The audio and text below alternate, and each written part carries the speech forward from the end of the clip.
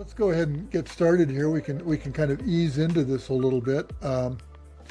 Once again, I'm really happy to see everyone. We're a relatively small group today, so we will indeed have time for Q&A.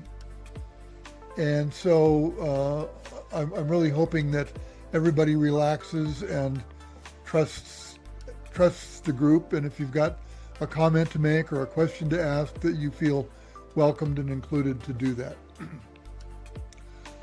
For those that I've not met, I'm Geoff O'Keeffe. I'm the Executive Director of Zen Peacemakers. And I'm also the doorman here, so I'm letting people in at the same time. This is our Peacemakers Circle format, and we try to do this once or twice a week. And we try to move around the perimeter of the areas of interest for Zen Peacemakers. So this could be any number of things that have to do with, human suffering and how we can heal that. This could be war and conflict. It could be racism. It could be gender issues, end of life care, imprisoned people, homeless people, food insecurity, the environment, the arts, pure dharma, any number of things. So thank you for being here today. I will put in a plug just very briefly for tomorrow. This week, we don't always have two in a week, but we do this week. We have lined up a panel of 6 or 7 Palestinian and Israeli friends from Israel and Gaza and the West Bank who will be on a panel at the same time tomorrow talking about what's going on. It is going to, we've done this a couple times before. It's better than CNN as far as really getting to hear what's going on from people who are there. So join us if you can. And finally, just one plug here. All of these that we do, we do for free. They're not free to put on. We put a lot of time into promotion. And our guests are donating their time. If you can donate to Zen Peacemakers to help keep us going and keep doing this, we will be very happy for that. And you can do that on the website. It's not required, but I've got to ask. So anyway, let's jump into this. I've been looking forward to this program for, I think we set this up 3 months ago, maybe, or something like that. I remember talking with Mitch, and for students of American history, most of us know a little bit about the horrible situation of Executive Order 9066 in 1942, where Japanese American citizens were interred. And it rings bells today, if I might just put that in there. And if we've done a little study there, we know about Heart Mountain in Wyoming, we know about Manzanar in California, but most of us, and I'll put myself into the same group, can't name the other 8 of the 10 places where Japanese Americans, U.S. citizens, were imprisoned. I live in Colorado, and I've lived in Colorado 25 years, and I didn't know this. So we have one of these sites, Amache, down in southeastern Colorado near the town of Granada, and it's gotten some recognition and publicity of late. There's a PBS special on it called Amache and American Injustice. I think you could probably find that streaming on PBS.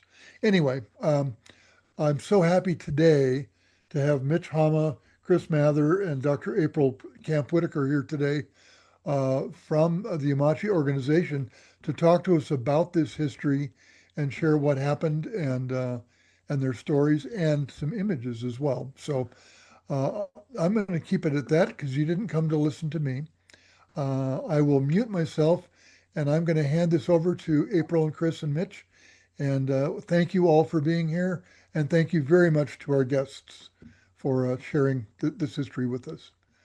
Thank you.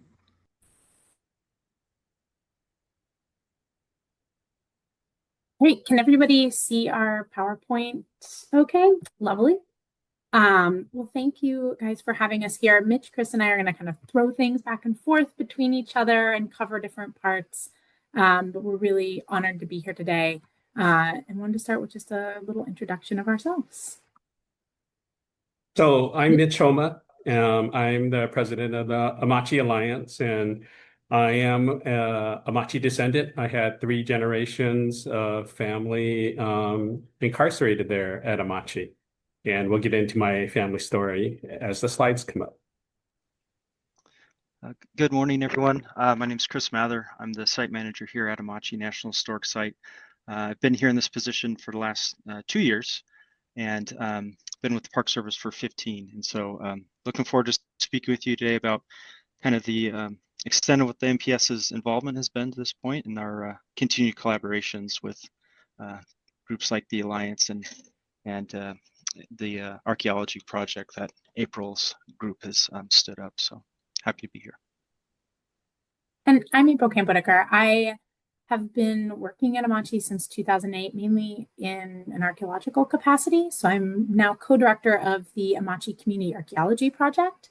And so we do community engaged archaeological research to help understand and tell some of the complicated stories that Amache kind of helps us understand. And so I'm going to be kind of starting off the presentation today with a little bit of overview and history, both about the incarceration of Japanese Americans and then Amache in particular, before handing it off to Mitch and then Chris. And then we'll have lots of time for Q&A. If you have questions as we go, you can also put them into the chat and we can get to them at the end. We're really happy to be here and just talk through this with you guys and share all of our knowledge. So Amache is a really community-oriented national park.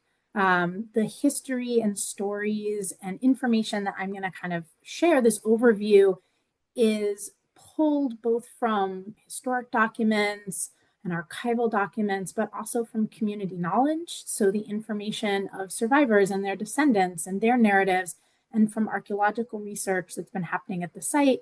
And so we're all sort of weaving this together to help us understand this incredibly complicated and very deeply personal part of American history.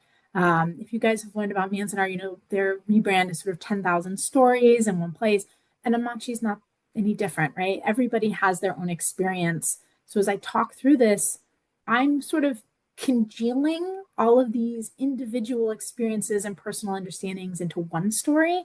And so it's both representative, but also, you know, it glosses everything together. So first, a really quick background. We often start the history of kind of the unjust incarceration of Japanese Americans with the bombing of Pearl Harbor. But as Mitch will get into, the sort of anti-Asian sentiment and anti-Asian racism extends long before this. And Pearl Harbor is really just used as a justification and a catalyst rather than it's a triggering event, essentially, in a longer narrative of history. So after Pearl Harbor is bombed, the American government, especially along the West Coast, is essentially using this as a justification for the forced removal of Japanese Americans from lands, especially along the coastal regions of California initially, where they've been highly successful, especially in revolutionizing the agricultural industry in California.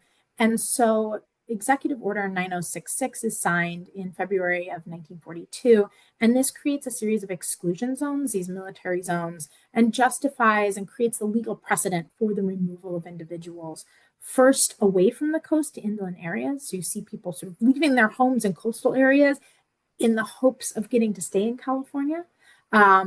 Then by 1942, a series of evacuation orders start to appear all throughout California, down through parts of Arizona, up through Oregon and Washington, that essentially mandate that everyone of Japanese American descent needs to evacuate by designated dates. So this impacts over 120,000 individuals of Japanese descent who are living on the West Coast. And that's sort of an undercalculation, probably. So Amachi, each of the 10 incarceration centers is really different. They have different narratives and different stories based on where they're constructed, based on where the people who go there come from in California. So this is a map of all of the different communities in California that residents of Amache were originally from.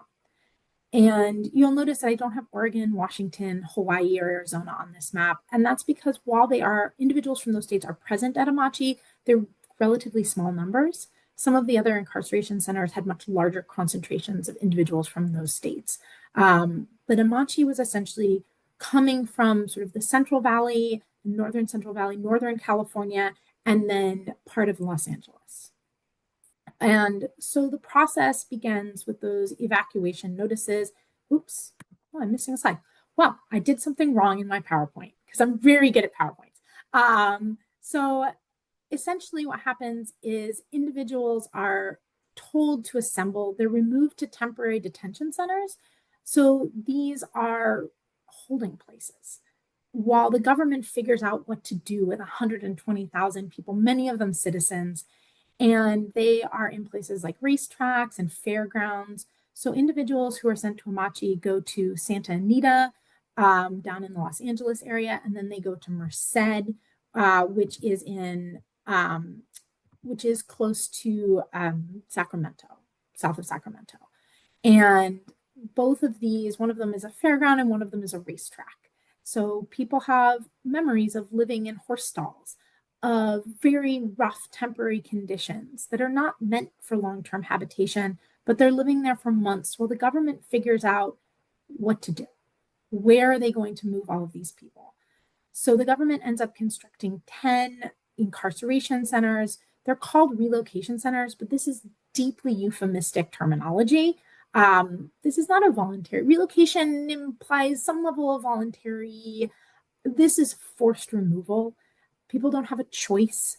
The relocation center is euphemistic. Incarceration center, internment center, all of these are still euphemistic terms. All of them really meet the definition of a concentration camp. And so these are American concentration camps. And they are constructed as such in many ways. So the government constructs 10 of these. Amache is located in southeastern Colorado. We're right across the Kansas border. So we're about 20 miles from Kansas. So this is not the parts of Colorado that people think of. We are not beautiful canyons.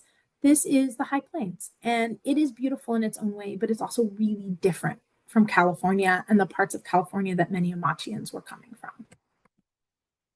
All right. So now that I messed up that side. Oh, and so when the government was sort of sourcing where to put these 10 different incarceration centers, a lot of governors had really bought into the anti-Asian rhetoric and rejected proposals by the government. However, Governor Ralph Carr, who's pictured on the last slide, was the governor of Colorado at the time, and he welcomed the Japanese American community. He encouraged them to come prior to forced removal, and he essentially said, these are American citizens, they are members of our country. And so Amache was partly constructed in Colorado because of Governor Ralph Carr and his willingness to welcome the Japanese American community, along with its location in agricultural lands.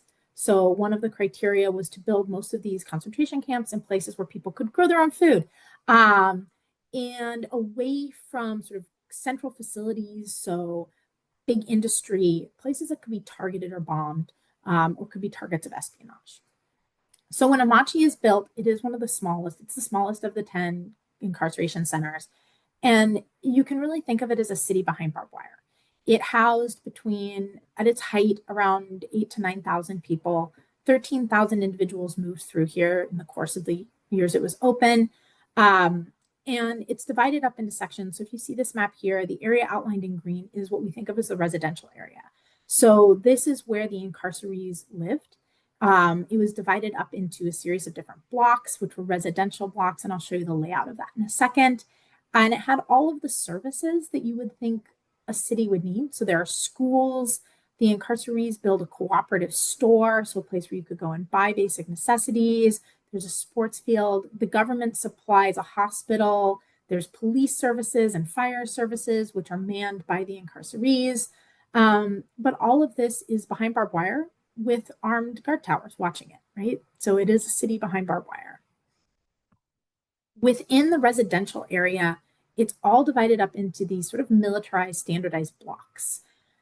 We can really think of these, they're called residential blocks or residential units, and we can think of them a little bit like neighborhoods. There are a series of military barracks. These are government standard issue barracks. They're designed by the Army Corps of Engineers, as was the entire layout of Amache and the other concentration camps. Along either side, the buildings labeled 1 are residential barracks. So each barrack was divided up into 6 units. Each unit housed a family, and the unit sizes ranged from 16 by 20 to, I believe, 24 by 20 feet. So take your whole family, everything in your house, and shove it into the size of one room.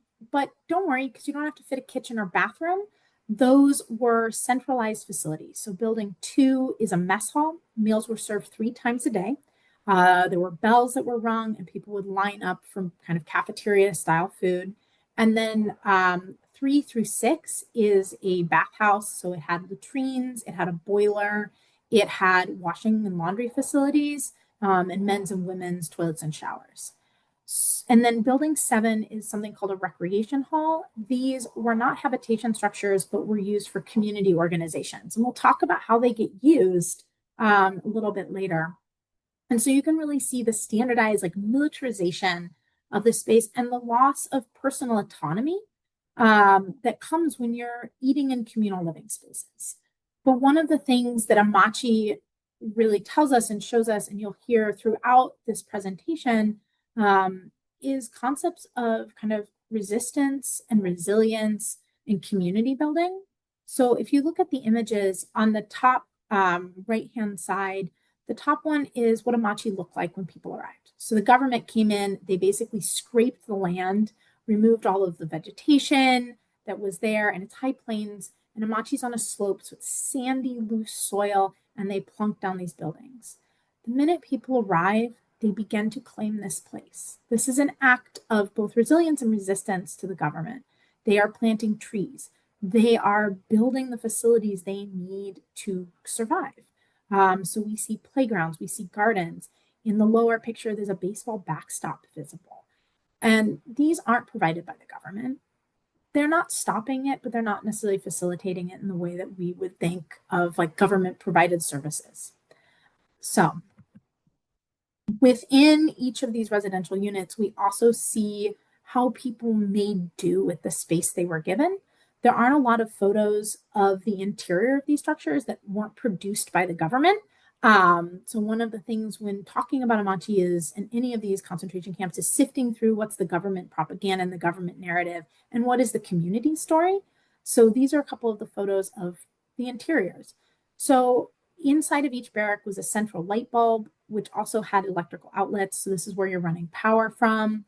There's a coal burning stove, and there is a closet, a small open closet. So when people arrive, they're really working to create family spaces. They're decorating these interiors as well as they can. They're dividing them up, and they're making them habitation spaces. But we also see that a lot of family activities are really disrupted by the lack of space. They're pushed out of the household. We see this especially around discussions of meals. So going to the cafeteria, the unfamiliar foods that are initially served and provided by the government. But over time, incarcerees run the kitchens. They are the ones cooking the food, and we see them claiming that space and trying to create foods that are more familiar. The lower picture is one of the mess halls decorated for New Year's in 1945. And so you can see even these public, really government-dominated buildings are being turned into places where community can be created. We have stories of cooks kind of monitoring who's sick so they can make sure that they get the foods they need within their block. Of people going to different mess halls than they're supposed to because the food is better in some of them. So these acts of daily life.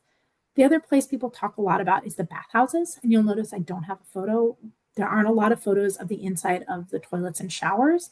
People talk a lot about the lack of privacy. Imagine communal showers for 3 years, figuring out when you should go to the bathroom because there might be fewer people there, how to navigate this really intensely populated landscape with lots of people all the time. So one of the things that comes out of kind of the claiming of space in the mess halls, in the barracks, is this idea of maintaining and protecting community members. So I came to this project looking at children, the experiences of children. And in the course of looking at children, I ended up looking at adults. And I ended up thinking not only about the experiences of children, but how did children have those experiences? So when we talk to people, especially survivors and descendants, no one after internment wanted to talk about it, right? There was a heavy aura of silence around this. But when you start talking and interviewing individuals who are children there, one of the things that they remember is having friends and playing and doing normal children's activities, right? And they talk a lot about how, many of them talk to me about how later, when they left, they realized how terrible it had been for their families, how terrible this had been for their communities. But in that moment, the community at Amache protected its youth, right? They created an environment by planting gardens, by decorating the interiors of houses, by trying to provide familiar foods, by having toys and schools, those kind of trappings of a life outside of a prison that let children have a more normal day-to-day experience. One of the things that some people talk to me about is in Amache, everyone was Japanese American. They had a similar background. They had a similar cultural understanding. And for that moment, they were free from racism amongst the community that they were engaged in. They joined the Boy Scouts. They joined social activities that they had actually been systematically excluded from prior to internment. And so these are these interesting little narratives that really complicate the story of Japanese internment. They don't take away from the fact that this is systematically wrong, unjust, and unconstitutional, but they really talk about the power of this community and what it did. And we see this in the physical landscape of Amache. So if you ever have the chance to go and visit, please do. It's the most amazing national park. And I'm deeply biased, but I'm still going to sell it broadly. And we see this in gardens. So when people arrived, it's that desolate landscape. But a lot of Amachians were engaged in landscape and agricultural professions prior to their incarceration, and they bring those skills to Amache. And they plant gardens, they plant trees, they work together to create a landscape that's habitable. And so these are examples, and a lot of these gardens blend kind of Western and Japanese landscape aesthetics and garden aesthetics to create this landscape that looked completely different than when people arrived. In interviewing somebody who lived in the nearby town of Grenada, they remembered Amache as a garden on the hill because the people living there had transformed this landscape. They had put so much work into it that it was no longer what it was when they arrived. We see this also in the development of social and communal activities, and we see these acts of quiet resistance. So individuals in Amache are incarcerated because of their Japanese ancestry, but we see the continuation of a lot of practices. People brought Japanese ceramics and porcelains with them to Amache. They packed them in suitcases. They had them brought and shipped in later once they were settled there. They continued practices like mochisuki at New Year's, so making mochi in the mess halls.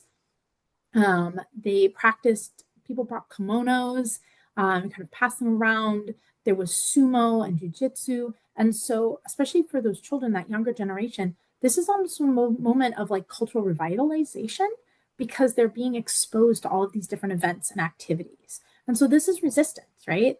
Within these prison camps. We also see a lot of creation and development of community.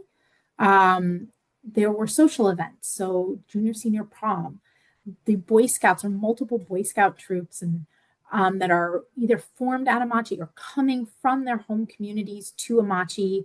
There's these fabulous photos of festivals and fairs, sports teams. All of these different events help create a communal identity as sort of Amachians, right? A community of people who were living together in this kind of forced urban setting.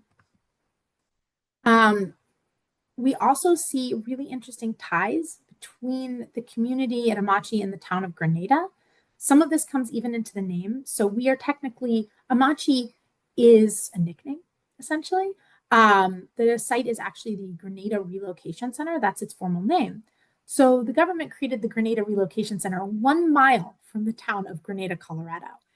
The U.S. Postal Service was not thrilled about this because essentially they had 2 towns of Grenada. One had 500 people living in it, and the other had around 8,000 people. And so there were lots of challenges with the mail system.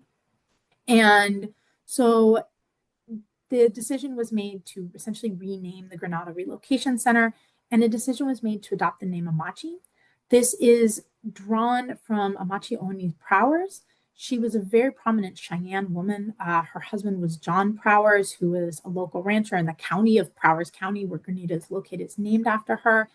And there's a bunch of wonderful information about her and her life on the NPS webpage, I believe, that is coming from our partner communities of the Northern Cheyenne and Arapaho. But she was a really strong advocate for her communities, and spoke brilliantly and worked to kind of protect the cultural communities and moved, much like the Japanese American community, between these 2 different cultural worlds. And so almost immediately after Amachi's built, ties began to be created between the town of Grenada and the site. People go into town for ice creams, for sodas at the drugstore, Newman's Drug. This is actually Mitch's family here in the foreground that you can see in this photo of downtown. There isn't a high school at Amachi initially. The classes are being held in military barracks. And so they go and they use the high school gymnasium in Grenada. And so they're playing basketball and holding sporting events. And so part of what this is showing is that complex network, those complicated ties that link this apparently disparate, like isolated place to the larger community, larger American narratives and history. So in 1945, Amachi closes. The government essentially forces people to relocate again. People have been voluntarily leaving. They've been going elsewhere to kind of rebuild lives away from the West Coast. But in 1945, Amachi closes. Government services are ended and everyone has to leave. And although Amachi wasn't necessarily talked about and the incarceration experience was sort of silenced, it was never really forgotten. There have always been pilgrimages since the 1970s. People tell stories. It's part of our national narrative. All right, Mitch, I'm going to throw her over to you now that I've given some background. Oh, Mitch, great. Thanks, April. I'll take myself off of mute. And what a wonderful and informative overview. And again, I'm Mitch Homma. I'm with the Amachi Alliance, and I'm going to personalize this of how the World War II years impacted and affected my family. And sorry, I'm at a conference room at work, and the lights automatically go off. And but anyways, as Geoff and April mentioned earlier, there was Executive Order 9066, which served as the catalyst for mass incarceration out of the exclusion zone to the war relocation centers. And my family spanned both, my grandparents and father and his siblings went to Amachi via Executive Order 9066, but my great-grandparents were actually arrested by the FBI after Pearl Harbor under the Alien Enemies Act. And of course, that's come back up in the news lately. But so there was a proclamation, 2525, that in accordance with the Alien Enemies Act, which allowed for the government to arrest what they called enemy aliens and confiscate their property. And on this slide here, there is a FBI arrest warrant. That's my great-grandfather's presidential arrest warrant. And if you can go to the next slide, April, I'll spend more time talking about the family. And so these are my great-grandparents who were arrested at their American Baptist Church in Pomona, California. They were living in the church parsonage at the time. So kind of my great-grandparents' story, my great-grandparents and my grandmother were brought to the U.S. in 1928 by the American Baptists to start establishing Baptist missions in Southern California to the rural Japanese farming communities. And this was during the Alien Exclusion Act of 1924. So if it wasn't for the American Baptists, this part of my family wouldn't have been able to come to the U.S.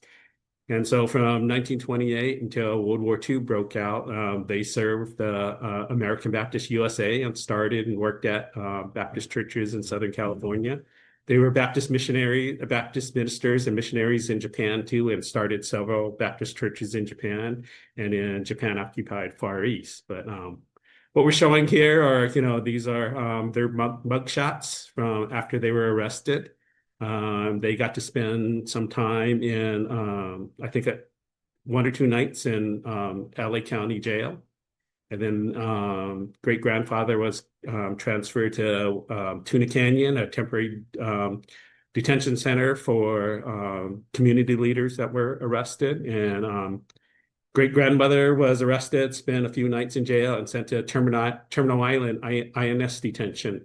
And they were both eventually transferred out of the state.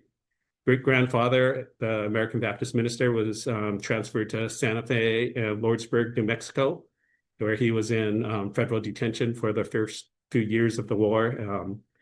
Great-grandmother being one of a handful of first-generation Issei women that were arrested. And she was sent to Seagoville, Texas, which is what at the time women's penitentiary. So she spent, again, the first 2 years of the war separated from, my great-grandfather and in federal detention. And so they spent their time in federal detention. And if you go to the next slide, April. Yep. And so fortunately, the American Baptists, both home missions and foreign mission society at the time, never abandoned the family. So our family had tremendous amount of support from the American Baptist USA, and the former Japan missionaries kept track of them. So pretty much when they were in federal detention, those were primarily their only visitors, were their former friends and American Baptist missionaries that knew them. And that's how the family kept track of each other, were the different American Baptist missionaries and a few of the Methodist and Quaker missionaries that they had met in Japan. And so at least our family had shared letters, as you saw the letters before in the previous slide, and they were kept track of by both the American Baptists and other Baptist missionaries, and they were, I think great-grandmother was slated to be deported and repatriated back to Japan, and the American Baptists stepped in and put a stop to that. So there was an extreme act of kindness on the part of the American Baptists for the family. And kind of the irony, so great-grandfather's arrested and he's in federal detention because so-called, he's labeled as a dangerous enemy alien, but then the U.S. government and the Red Cross and the YMCA come to him and say, hey, would you do sermons in Japanese for us to distribute to Japanese POWs? So on some level, there's a level of mistrust, and on a different level, it's like, hey, we need to utilize your skills. Next slide, April. And this is my direct family, the Homma family. So the center photo there, my father's the center child there, along with his 2 siblings. So with Executive Order 9066, they lived in Sawtelle, California before the war, and they were taken to Santa Anita Assembly Center as at the Santa Anita racetrack, as April had mentioned before. And they got to live in a horse stall for 6 months. And my father and his siblings had experience of their life, since they could never get the smell of the horses, and out of the back, no matter how much my grandmother bleached and tried to clean the horse stall, that's something that they remembered throughout the years. So my grandfather was a University of Southern Cal dental graduate, and he was one of the Santa Anita Assembly Center and one of the Amachi dentists. And the lower left photo there is a photo of the dental shop. And fortunately, my grandfather brought his cameras to Amachi, even though they were prohibited, as dental equipment. And so I have a fairly fantastic collection and documentation of Amachi when, cameras were still prohibited. And in the center photo there, April had talked about, planting gardens and trees. And so outside our 12K barracks there, grandfather planted 2 trees for the family. And then this one tree was planted for the kids, and the 3 kids are standing there, and that'll come back in a future slides. But so some of the modification of the landscape and some living entities out there. And the other picture there was, my father's, elementary school photo. And so, the kids went to school for, I think, a half a day is what I was told. And the kids, my dad said, he, later in life when he did talk about it, they got to run around the whole landscape and stuff. And if you see a lot of our Amachi graphics and stuff, there's a 72-foot water tower out there, and it was the tallest structure in the land. And my dad, the kids were able, to later in the summer of 1944 and 1945, the kids were able to run around outside the barbed wire, because I think at the end of summer 1944, the guard towers weren't manned anymore. And grandmother would tell my dad, you can run around the landscape as long as you could see the water tower, you knew how to get home. And so next slide. So that was kind of their life in early Amachi. And I guess I missed a slide here. And so of course, with Amachi, with a lot of families, there's tremendous and tragic, life-changing experiences there. So my grandfather, the dentist, died in Amachi there at the age of 44.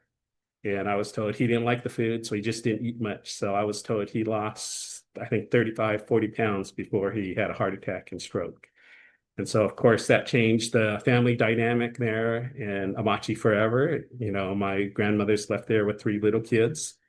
And that helped get my great-grandparents out of federal detention and transferred to Amachi to help take care of the family. And again, changing the family dynamics, they lost everything in Los Angeles. The money that they had left, the lawyers to take care of the dental practice and house, ended up getting lost during the war years. I think the law practice, all 3 partners were drafted and killed in action overseas, serving in the U.S. military. And so grandmother never saw any of that money that was left to the lawyers to take care of the house and the business. And so the family ended up in Seattle, Washington after the war. The American Baptists, again, helping the family, was able to offer the Japanese-speaking pastorship at Japanese Baptist Church in Seattle, Washington. And so that's where the family went. They lived for 10 years in the church parsonage before grandmother had enough money to purchase her first house in Seattle. And the photo here, so I personally got involved in Amachi about the same time as April, 2008. And I think that's when I first met April at Amachi in Denver and at Amachi in 2008. And that was my dad's first trip back. I kind of forced my dad to go back in 2008, along with his 2 siblings. So the 3 kids you saw in the little photo there, 2008, I think that was 63 years later, was the first time they went back. And Dad never wanted to go back. Of course, he was an 8-year-old boy when he lost his father at Amachi, and he always blamed Amachi for taking his father away. And so when Dad got off the bus there, his first trip back to Amachi, I saw the look on his face. And I said, Mitch, you're the biggest ass in the world and the worst son in the world. How can you make your father go back to the place that took his father away?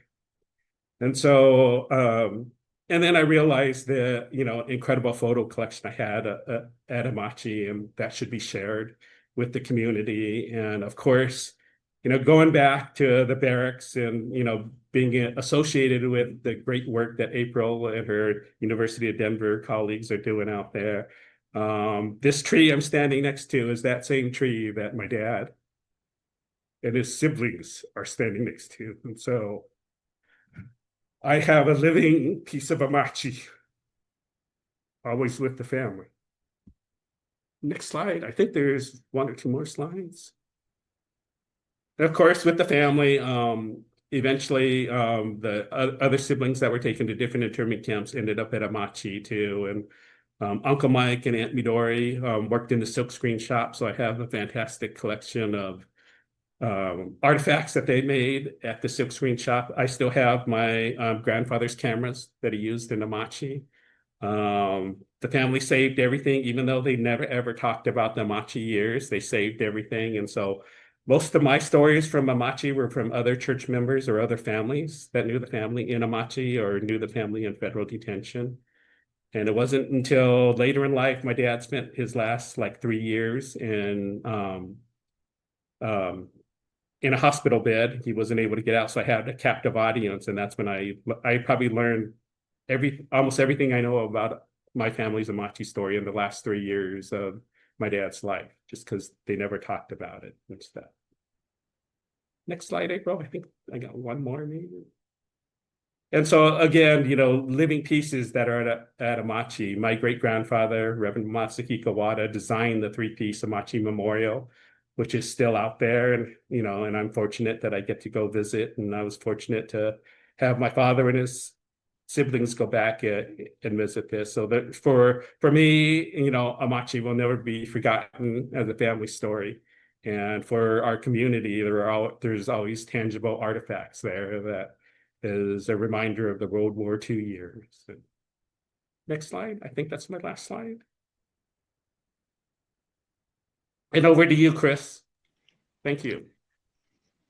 Thanks, Mitch. Yeah, I've heard you speak several times. I always learn something else new or see a new image I hadn't seen before. So I really always appreciate you sharing those stories with us, this community. Kind of pivoting just to talking about the National Park Service and to the extent of this agency's involvement in managing places of Japanese American incarceration. It's quite significant and broad. It started with Manzanar in 1992, and the intention and I think desire at the time was that would be the only site that would represent this period of history and these places. But as April has discussed and Mitch shared his stories, each site, while there are some similarities, are certainly unique, and the stories are unique, and the places are different. Really, for the Park Service, we help manage with partners sites all the way from Hawaii to as far east here in eastern Colorado, and you can also say throughout the entire United States with different sorts of grant support through the Japanese American Confinement Site Program, which was established by Congress in 2006. And at this location in particular, Amachi, it was the focus of over 13 separate different JAX grants, which helped support the on the ground efforts here for preservation and capturing of oral histories and things like that. But I just I think to me it reinforces the idea that as an agency we need to work in continuation with partnerships, to work collaboratively, to steward and interpret these places. And so can you go to the next slide, April?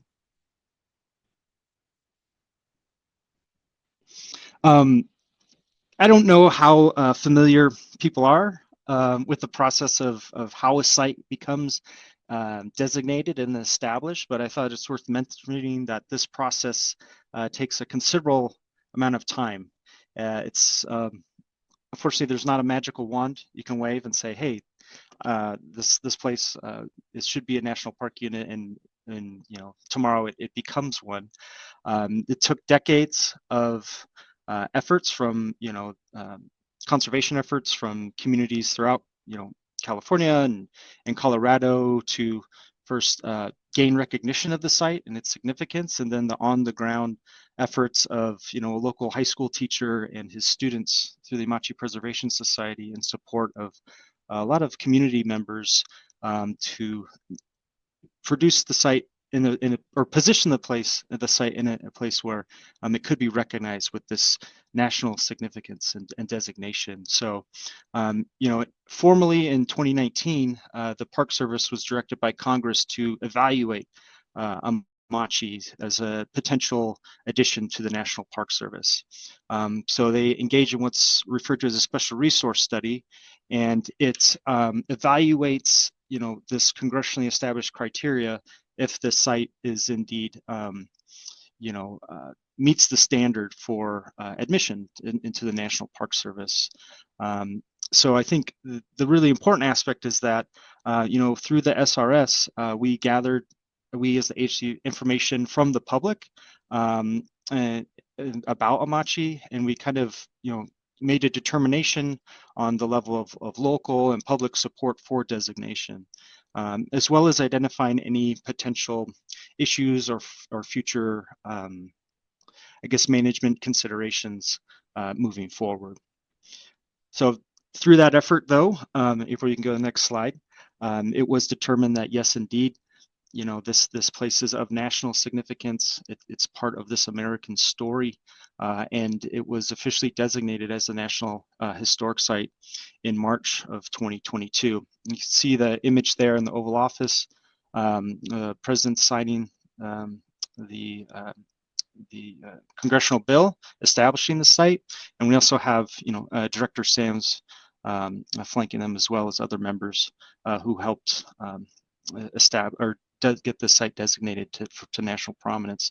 And I just want to point out that the enabling legislation calls that we as an agency are here to preserve, protect, and interpret this site for future generations, and really focuses on the resources associated with the incarceration of civilians of Japanese ancestry during World War II. And so that that really grounds us in the work and effort that we do here day to day, and it's something we can always look back to and why we were established. So it does take time through the government to get things move forward, and so from designation in 22, we were formally established as a unit of the National Park Service in 2024, and the image there on the left, you do see National Park Service staff, you see Director Sams, you see Governor Wasana from the Cheyenne Arapaho tribe, as well as survivors and descendants, and 2 senators, Senator Cory Gardner and Senator Bennett. So really, I think also illustrating the bipartisan effort that was that viewed this site as significant and also important. And so we're able to really celebrate and kind of kick off the annual pilgrimage in 2024 with the recognition that all these decades of work is being seen through the establishment of this site. Go next slide. So also just want to point out, from designation and up to establishment, the Park Service and the multiple stakeholders really engaged in a collaborative effort to pull together what we refer to as a foundation document. And I'll drop a link in the chat here when we're finished, but it's worth viewing, and it's important because having this type of product in place before establishment, and certainly now as we're building a park, is key, because it identifies what are the fundamental resources and values of the park. It's really the why the park was established and for what, and doesn't necessarily tell you how we're building to that capacity now, but it's certainly critical, I think, for us as a park unit, and as we move forward with development and discussion, to understand kind of what is fundamental to the park, why are we preserving these things, and then what are steps we could do to ensure that we continue that collaboration. So on the right hand side there's identified key FRVs, or fundamental resources and values, and as April had mentioned, and as you may have seen in the photos, the archaeology and the cultural landscape are certainly foundational to what makes this place important. But also want to highlight like the partnerships and the community and cultural connections is really critical. And you don't necessarily see that in a lot of other National Historic Sites that called out as specifically as it is here. And that's something that is, I think, really crucial, but also highlights the collaborative effort and nature it took to get the park established, and also what we do in continuing that partnership and collaboration moving forward. The staff here really leans into that, and we rely on our partners and our stakeholders to ensure that we're meeting our obligations in that realm. So like I said, I'll drop a link in the chat, and you guys can definitely check that out. Next slide.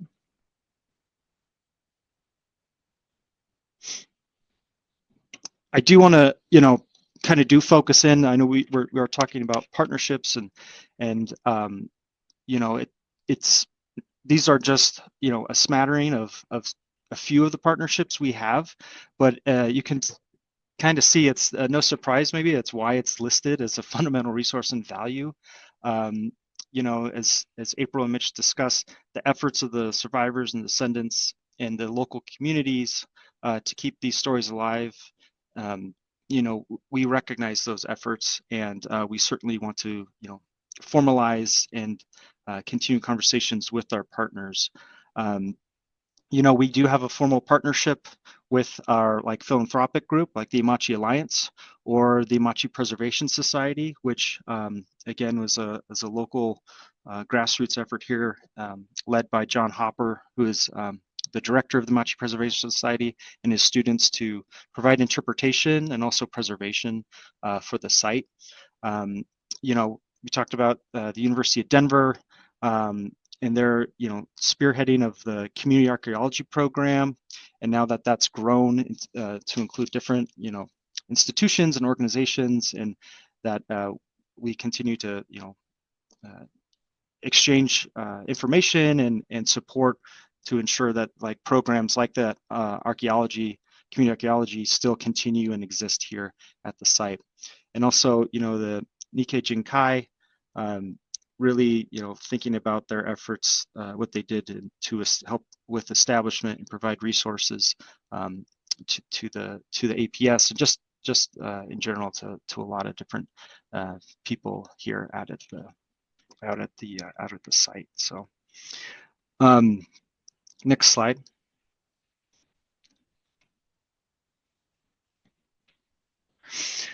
So we talk about partnerships, and something that has kind of developed out of that is the connection between descendant communities, between Amache here and Sand Creek. And so if you're unfamiliar with geographically where the Sand Creek Massacre National Historic Site is, it's only about an hour north of us here, this corner of Colorado. This Youth Ambassador program was really kind of piloted last year, and the initiative is to really not only educate descendant youth about the historical injustices faced by their ancestors, but also is empowering them to become advocates for historical preservation and social justice. And so I've really as a participant in this process, seen that by bringing together these youths from diverse backgrounds, the program really cultivates this new generation of stewards for these historic sites. There's a lot of cultural exchange that happens too, that we've seen. They were building traditional Cheyenne teepees, as you can see from the one image there, and they're sharing personal stories and narratives that highlights parallels in their community's experiences, particularly when you talk about forced displacement and generational trauma and things of that nature. The program itself really focuses on two major gatherings, and one is during the Amache pilgrimage, which you can see participants there are one of the foundations going on a tour and leading a discussion, and then also the Sand Creek Massacre Spiritual Healing Run, which is generally in October. But youth ambassadors last year joined in the run, and they also designed their own I guess image or logo, which has this iconic teepee image, and then the Amachi rose is in the center, and then it's surrounded by barbed wire. So it's really, I think, from our perspective, and I think a lot of the community's perspective, to see this engagement and really the high aptitude of these different youth groups coming together is really inspiring, and something we hope to continue to help facilitate here as we move forward. Go to the next slide.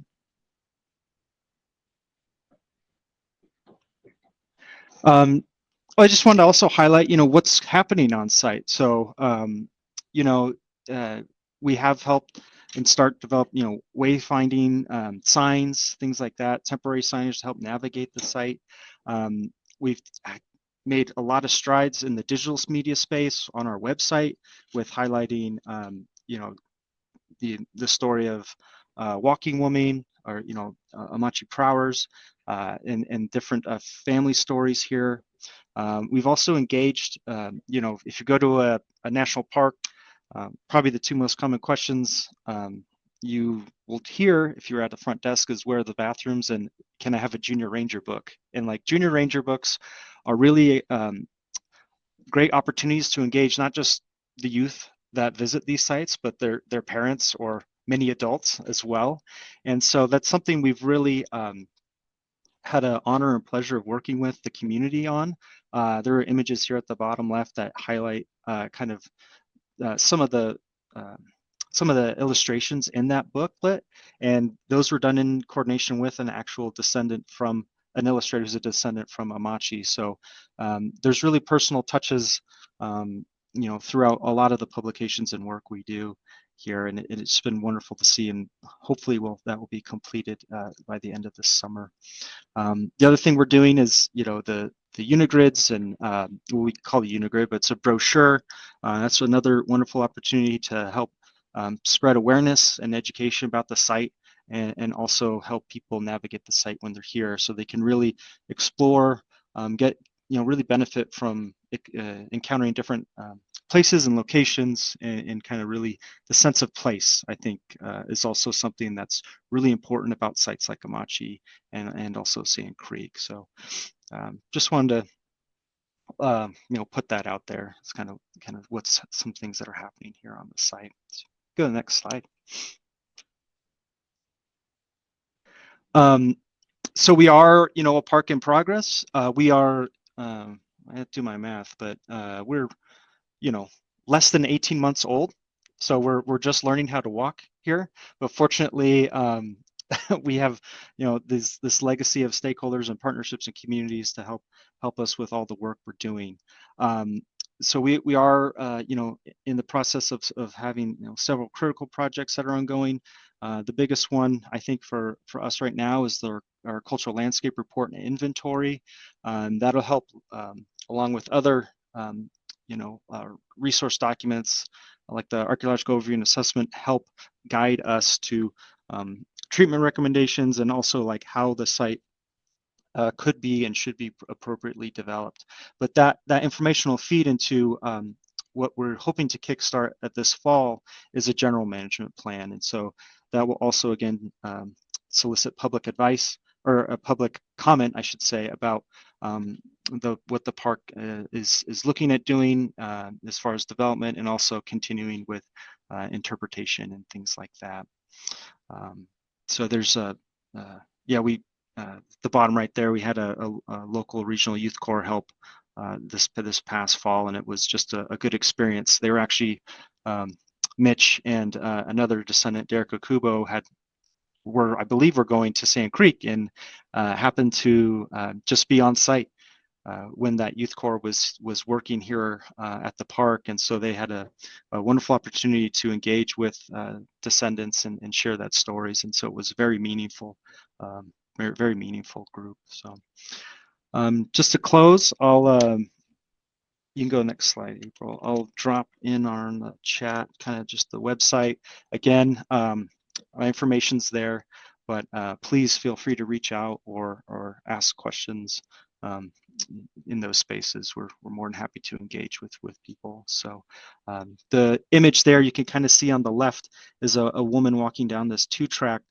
That's the cemetery, the columbarium. So you can kind of see it there, but that houses the memorial pieces that Mitch had mentioned. And if you compare that to what it looks like today, it's quite a stark difference. So it's really neat to see. But that's all I have. Thanks, April, for driving the slideshow. Anytime. And I think we can open up to questions. Maybe April, if you can close the slides there, now everybody can see everyone. Good. I saw the chat was buzzing, so. Yeah, if there's anything in the chat that one of the three of you want to address, that's kind of a way to jumpstart this a little bit. I could address the one question at the chat that asked about reparations and stuff. And so in the late 1970s and early 80s, there were a few efforts going on for redress and reparations. And the biggest thing the community wanted was the apology from the government to acknowledge what they did was wrong. And that culminated in the Civil Liberties Act of 1988 was actually the third try through reparations and redress. And through the Civil Liberties Act of 1988, each living former attorney was provided $20,000 from the government. And like I said, and put in the chat, so my view of redress, in attending my great-grandparents' Baptist churches, I saw it rip the community apart again, right? The older generation did not want to relive those memories and talk about it. And my generation and the younger generations, wanted to fight for redress. I saw two churches get torn apart, where congregations split and left over their views on redress. And like I put in the chat, my dad wanted to tear the check for $20,000 away because he said that his father was worth a lot more than $20,000. So back to you, Geoff. I know I see some hands up now. Yeah, and stuff. thank you. Jacqueline, you've got your hand up. Why don't you go ahead? Yes, thank you so much for this presentation. It's very generous of you to spend your time with us and share this. I'm wondering if during this administration, if the park is safe from cuts or how it's faring given the current political climate. I can let you Well- take first crack, Chris. Oh, well, I can say we still have allocated our FY 25 funding, just like any other unit in National Park Service. But the funding bill is still, that's being discussed and debated. So there's a lot of unknowns there. We don't know yet where we stand with our current funding. Yeah. Yeah, I think it's like all of the parks. It's just a time for advocacy for sort of national parks. And I know that one of the things is we've really been emphasizing that this is just sort of an American story, right? It's not about one community. It really is about all of these different communities, how we come together, how we think and perceive ourselves. And that's always been a narrative throughout kind of the story of Amachi and all of the concentration camps. And so, yeah. Thank you. Thank you, Jacqueline. Lorena, you've got your hand up too. Thanks very much. Thank you. I'm grateful to be here. Thank you to all of you for your presentations, and especially you, Mitch, for sharing so personally your family story. And I'm sorry you don't have to keep doing that, but thank you for doing that as an offering to all of us to learn, because I do think it's important to learn about the hard truths, the history, which is why it's so important that this is a national park site. And what I put in the chat was I had heard that the administration, the current administration, is asking for feedback from people, almost like a customer service kind of experience. And that what I heard, and this is secondhand from one of my friends, because we've been we've done some pilgrimage to the Amache site, or a pilgrimage to Amache site, as well as to the Sand Creek massacre site, as listening to the land, as a listening to the land group, as Buddhist practitioners. And we've been in touch with you, Mitch. I know my friend Linz is on the line. They've sent you directly email, but so I've heard this secondhand, but I trust that the information that came to me was true, that they're asking for public opinion, the administration, and that maybe listening for any negative comments, and that may put these important historical sites at risk. So I'm wondering if you all have any thoughts on how we might be able to better support keeping these sites as designated historical sites, and not whitewashing the stories that are so important for us to learn from. Yeah, that's one of my questions. And then, like I said, I think we've already been in touch with you, Mitch, but as this is a Buddhist kind of call, if you will, is there a way that you would suggest, maybe not even beyond being Buddhist or meditators, how can we, as people that care to learn about our history and to practice and be in right relationship with the lands where we live and the communities that have lived here, how can we show up to show our support for these important sites and histories? Thank you. Well, first, Chris, do you want to address the secretary order and the executive order that and the signage you guys had to post? And Sure. And so from Executive Order 14253, as a under the direction of administration, we have posted signage that does solicit feedback for. It includes, just areas that need repair or improvement. But then the third caveat is, information that it's information that is negative or about either current or past Americans that I should know fails to emphasize the beauty, grandeur, and abundance of landscapes or natural features. So that is something that is posted and at all units of National Park Service. And Chris, you're able to see the feedback and comments, right?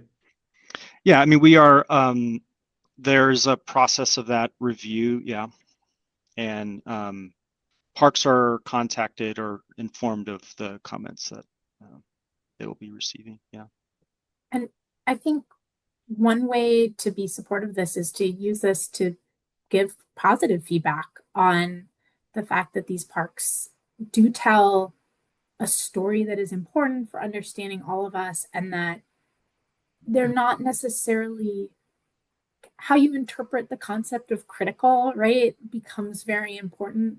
That they're telling stories that on one hand is critical, but it's also reflective of who we really are, what we do as a nation, and they can also give us moments to be kind of introspective of like what it means to be an American, what that process is. So I think if you want to support through that, just providing positive feedback on the importance of having those complex stories told for making us a better and stronger nation might be a good way to kind of approach that. Flood the zone with positiveness, right? So that the good is really overwhelming any negative feedback that gets reported too. Now that is sort of my personal approach to this. Is most of the people who attend national parks, especially sites like Amache, know what the history is, right? National park visitors, it's a conscious choice. We choose which parks we go to, and we know those histories, and we can really provide support through showing that it's important to tell those stories, even if they are not always 100% positive. So yeah, it's a complicated moment to think about how do we tell stories that show both the positive and the dark side of American history.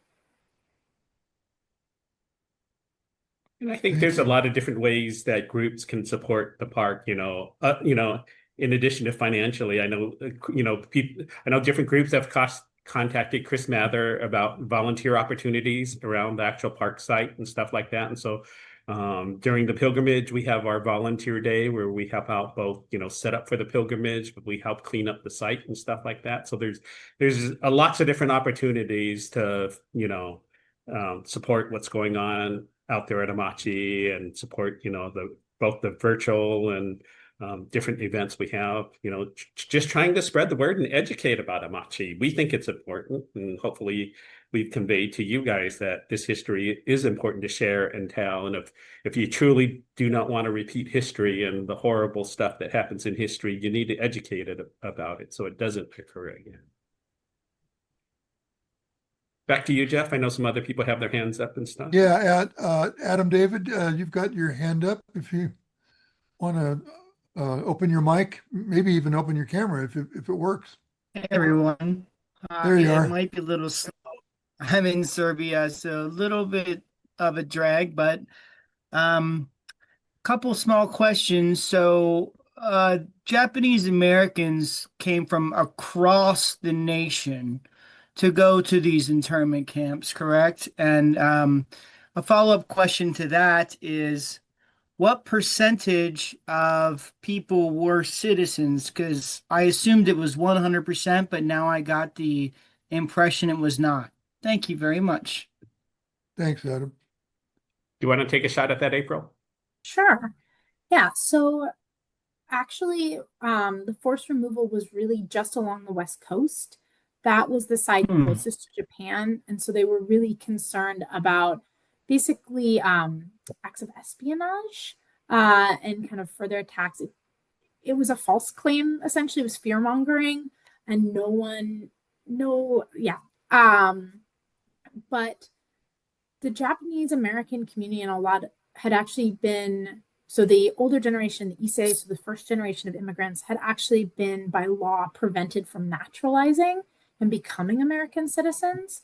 And so even if they wanted to, they could not be. Their children, however, so anyone born in the United States is an American citizen. And so the population of Japanese Americans who were forcibly removed is split. And I don't know the percentage, Mitch. Maybe you can take a hypothesis. It was like 2/3 were U.S. citizens. Okay. Yeah, that sounds about right. Right. Thank you. Yeah. Thanks, Adam. Thanks, Adam. Yeah, so if you go back to the slides, right, April had a slide of the map of the US and it showed the exclusion zone. And then so directly to like my great-grandparents and grandparents at the time were born in Japan and they were not allowed to become US citizens till 1954. And so But Adam brings up a good question, or just the point that there's this like juxtaposition of you have incarcerated Japanese Americans in Amachi, and in the town of Grenada you have free, Japanese Americans who are, they have open a fish market, or they, they're helping service the community. And I just dropped we haven't, an hour and a half is like maybe not enough time to talk about all these different intricacies and different stories that make this place so special. I did just drop it in the chat. The town of Grenada here is still, we're still closely tied to the work and effort we do at the site. And there's two buildings there, the drugstore and the fish market, that were just recently listed as Colorado's 2025 most endangered places. And so there's a effort too to help not just ensure that we're telling the story and preserving those stories at the specific place of incarceration, but these buildings and these the narratives of this town and community as well, because it's all connected. And that's what makes Amache unique, because it was in such close proximity to this town and community. Thank all three of you. Thank you. Yeah, thank you. Thank you. We've still got more time, and I feel like I'm sitting here just trying to bite my tongue. I feel like the kid in the back of the classroom with, because I've got 6 questions, but I don't want to dominate. So let me ask one that kind of bubbles to the top. And I would imagine a lot of the folks attending here are aware of this. Our friend Duncan Williams has written a beautiful book called American Sutra about this history, and particularly through the lens of the Japanese Americans who were Buddhists and how they kept their practice alive at places like Heart Mountain or Manzanar, and I'm curious about that legacy at Amache, and also specifically, and I'm sure you guys have read this book, the story of the Sutra Stones, which is a wonderful mystery. And I don't know if that was limited to Heart Mountain or if it was in some of the other camps as well. Any comment about that? Do you want to talk about the Buddhist church, April, at Amache? Oh, sure. I will do my best. This is not my area of expertise. So Amachi has essentially 4 different recreation halls that are used for religious purposes. 2 are Buddhist and 2 are like multi-denominational Christian. Um, and so the Federated Christian Church, yeah. yeah, the Federated Christian Church, where there's sort of a rotation of the ministers through and services versus the 2 Buddhists. And Amachi is, I'm not sure the percentage. The government collects incredible data on people when it forcibly incarcerates them. I don't know if you knew this, there's amazing documentation, but one of the kind of ethical boundaries that we kind of talk about is how much information should we as researchers gather about people that they weren't willingly giving over necessarily, right?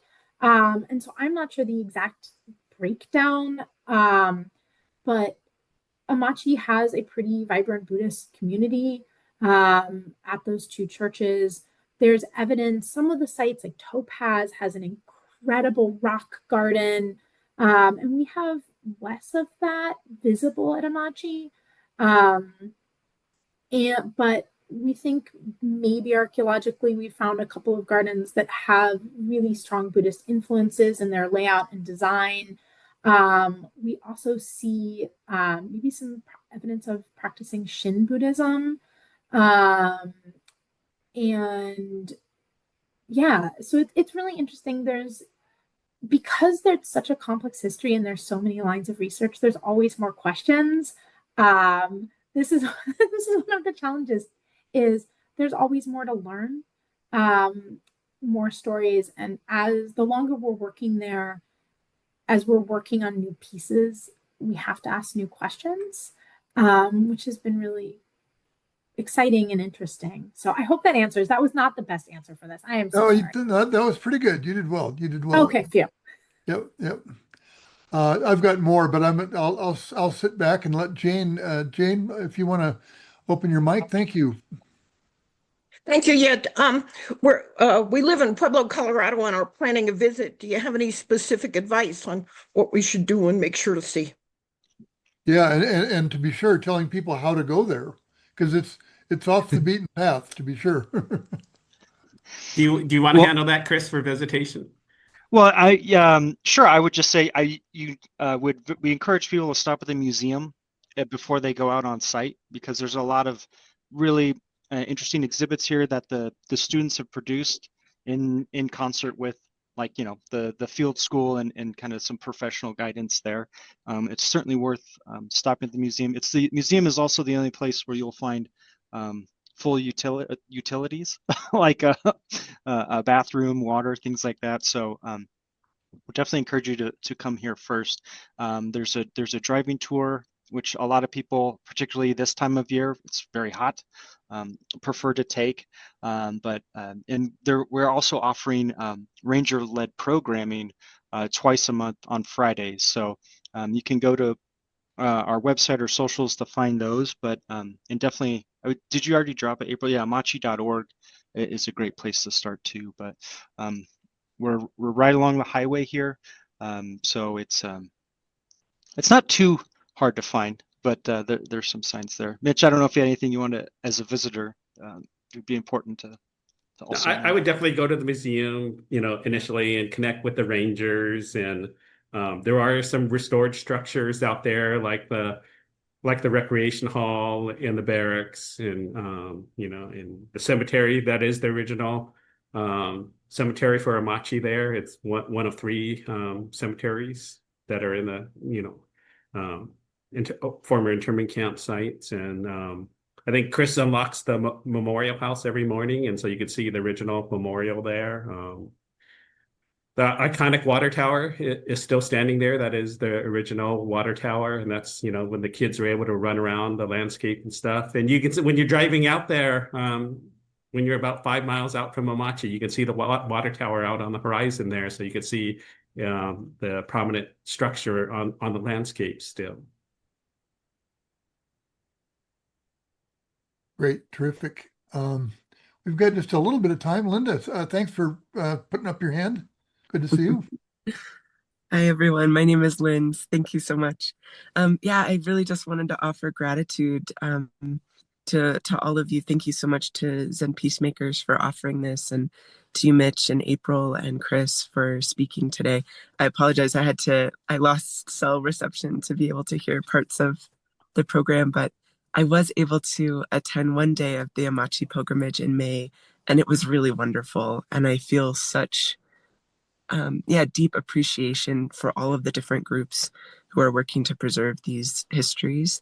And it feels like such a beautiful opportunity for our spiritual communities to go in person and have an embodied pilgrimage experience, whether as part of the formal Amachi Alliance annual pilgrimage or separately. As practitioners, knowing the histories and her stories and their stories on the lands where we live, it feels really important, not just seeing pilgrimage as something that we do abroad, but actually what's our local history and what acts of repair and deepening of understanding and of practice are available here now. So thank you very much for all of your efforts. Thank you. Yeah, and thanks for your comment. And I'm sorry I said Linda. I needed to small print on a small screen. So we might have a chance for another comment or a question. Maybe I'll squeeze in one last one here, and forgive me if one of you spoke to this. But if you were Japanese American family in Los Angeles, and you owned your home, and you owned your business, perhaps you had a retailer store or something, and you had inventory and all of that, and you were taken away, and you came back 3 years later. Is all that gone? Yep, it was probably gone unless you were able to pay your property taxes, right? So a lot of the farms and businesses like that, if you couldn't pay your business tax or property tax, that's how the government, quote unquote, took it. Yeah. So they repossessed that, and I think maybe in Duncan's book, and again I'm going to plug American Sutra one more time, Duncan Williams. I believe in his book he talked about non-Japanese people in communities, not widespread, but on some level, and maybe more around the churches, helping support people and maybe protect homes and businesses and things like that. Was there, or maybe Mitch, you might have shared that with us before. April, do you want to talk about like the Livingston community and the co-op they created? Do you How know did that you know? story? I do. So it's really mixed, and it comes down to, like Mitch was saying, do you have money to kind of set things up in advance, like his grandmother and grandfather trying to set things up for the dental practice. In California, in the Central Valley, there's the Livingston and Cortez colonies, and these are farming communities that were founded by the Japanese American community, and essentially they formed farmers cooperatives. So because of sort of a lot of the legal structure, the Exclusionary Act, the provisions in the law that prevented Issei from owning land, an easy way to kind of get around this is to essentially form corporations or cooperatives, and it's a form of self-mobilization. I can't think of the word.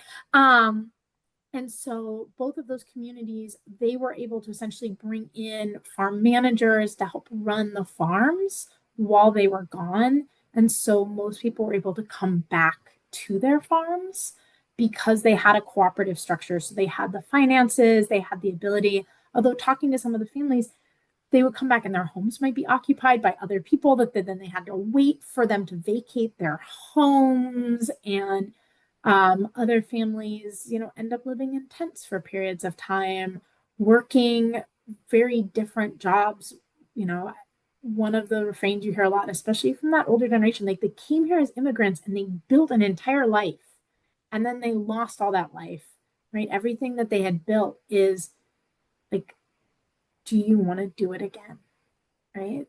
The hardness of having to start over yet again.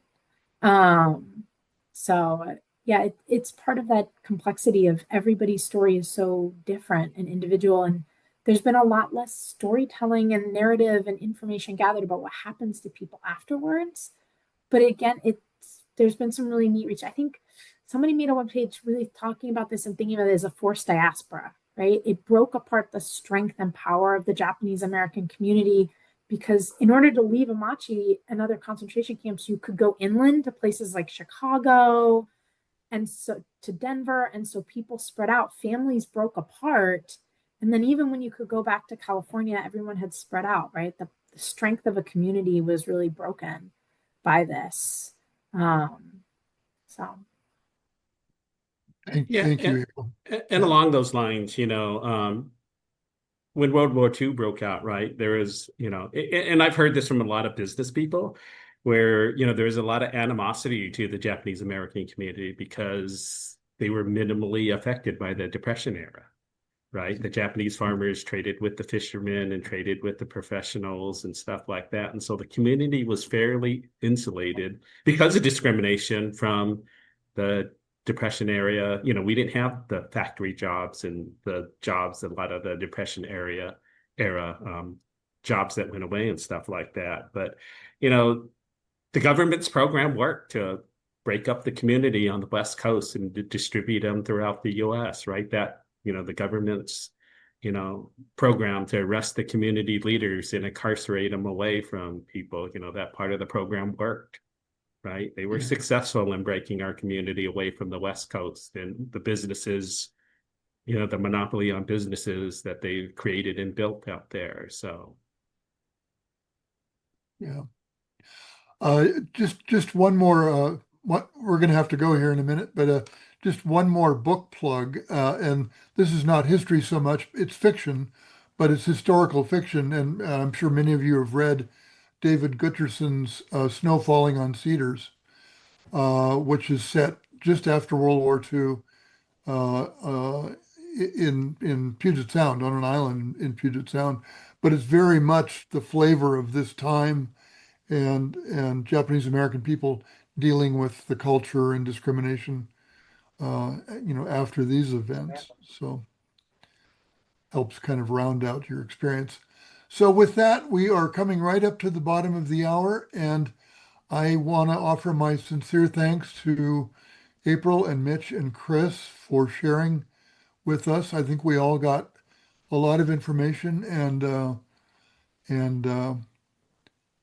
I really appreciate, Mitch, you being so personal with your story. I think you touched everybody. So thank you. Thank you all. Thanks everybody for coming.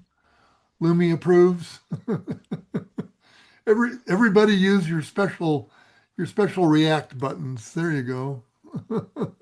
And Geoff has our contact information and stuff. Feel free to reach out to us if you have questions or want any follow-up or anything, and get a hold of Chris if you want to visit out there at Amachi, and he's out there every day where April and I are in California. So that's great. That's great.